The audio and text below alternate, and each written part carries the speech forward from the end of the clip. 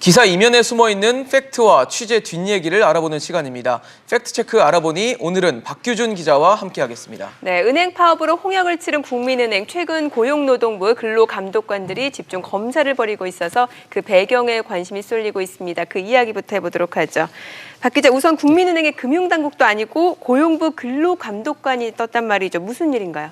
네, 맞습니다. 말씀하신 것처럼 고용노동부 남부지청 소속의 이 근로감독관이 지난달 22일부터 최근이었죠. 지난 10일, 그러니까 지난주 금요일까지요. 14일 동안 이 국민은행에 대한 근로감독에 착수를 한 건데요.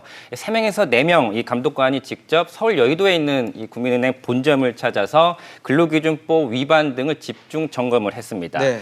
고용부의 근로감독은 총 크게 3가지로 구분이 되는데요. 정기감독, 수시감독, 특별감독 이렇게 구분이 되는데 이번 검사는 수시감독인 것으로 알려졌습니다.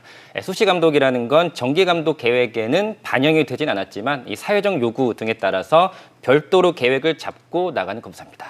근로감독관들이 왜 검사를 나온 거죠?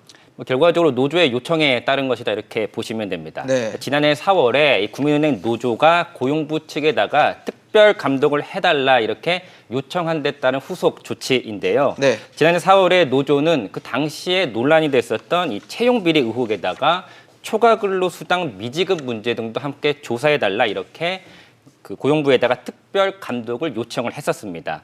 노조에 따르면요, 이 중에서 초과근로수당 미지급 문제 등을 들여다보기 위해서 특별 감독이 아니라 이번에는 수시 감독을 벌인 것으로 알려졌습니다.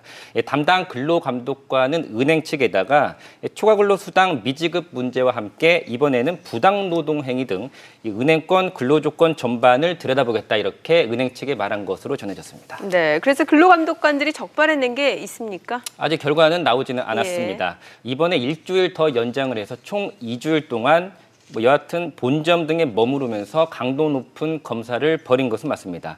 하지만 검사를 끝내고 아직 결론은 나오지 않은 상황이기 때문에 은행이 어떤 내용을 지적받았는지는 명확하게 확인할 수는 없습니다. 다만 근로감독관이 이번에 이 노조와 사측 관계자와 함께 직접 국민은행의 모 지점을 직접 현장 방문을 해서 초과 근무 실태와 휴게 시간 보장 현황을 점검을 했기 때문에 이와 관련된 근로기준법 위반 사례가 나올 수도 있습니다. 노조는 현장에서 사실상 강제적으로 초과근로 신청도 못하고 수당도 못 받는 이러한 근로기준법 위반이 나오고 있다라고 근로감독관에게 문제 제기를 했는데 이런 부분들을 과연 근로감독관이 얼마나 심각하게 받아들일지는 결과가 나와봐야지 알 수 있을 것 같습니다.